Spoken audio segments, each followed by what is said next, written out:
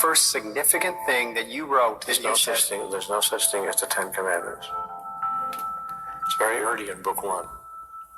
I remember that vividly. The first thing I remember, the first real questioning of the process was when I wrote, how do I know this is not just my imagination? And God answered, what would be the difference between your imagination and me?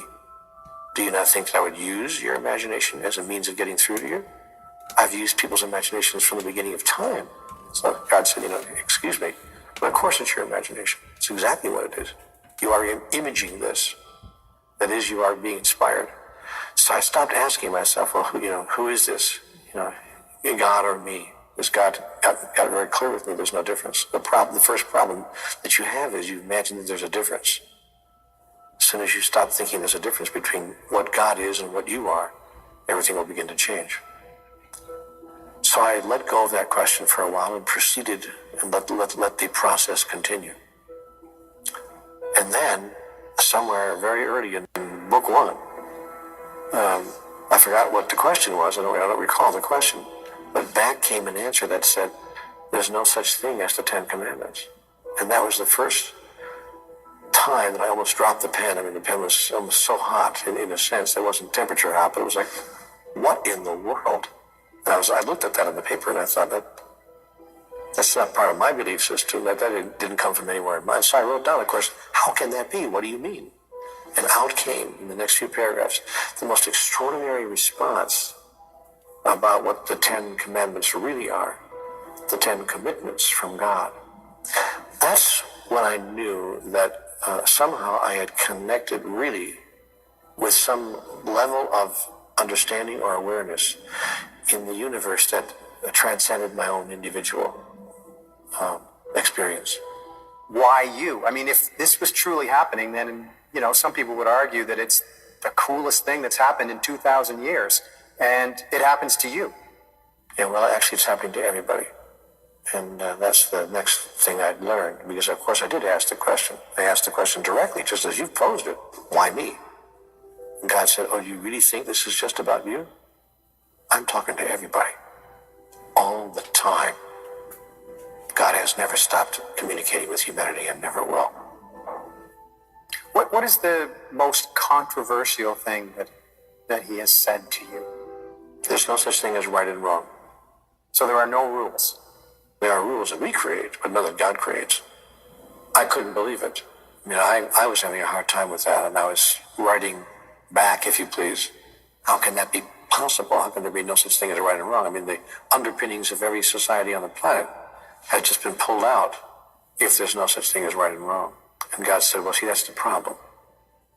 You keep on attaching moral value to simple functional choices. If you're driving west in the United States and you want to get to Seattle, it's not morally wrong to turn south to go to San Jose. It simply doesn't work. It's not functional. It doesn't get you where you say you want to go. For God to have set up his own rules, things that he wants or things that he doesn't want us to do, suggests that God has a reason to do that. Right. And God apparently needs something to occur in order for him to be okay or not okay, as the case may be. And that establishes God as a being of need, someone who needs a particular outcome, the absence of which causes negative emotions in him. Which is kind of funny when you consider who and what God is supposed to be. But for people that feel like they need rules, they look to God for guidance. And if suddenly God says, no, do whatever you want, how do you live your life? You decide what's right and wrong for yourself based on what it is you're trying to do. And that's the way God wants it from the beginning.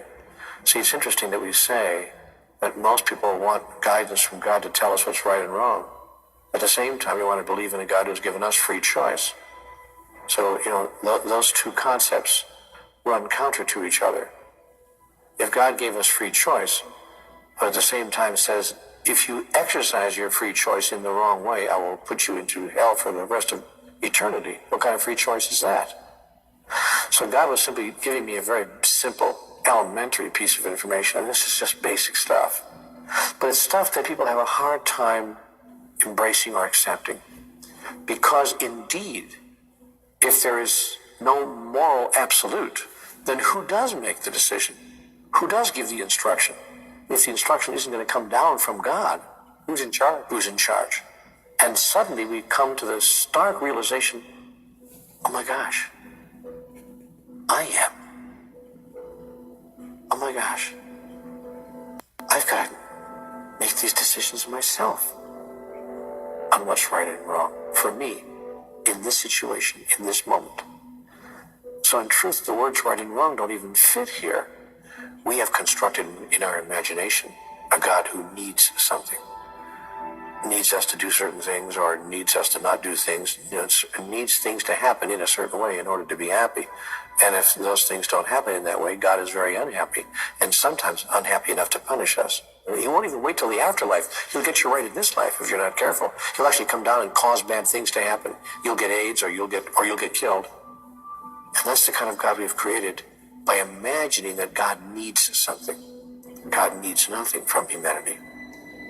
And the freedom from needing any particular outcome is a remarkable freedom.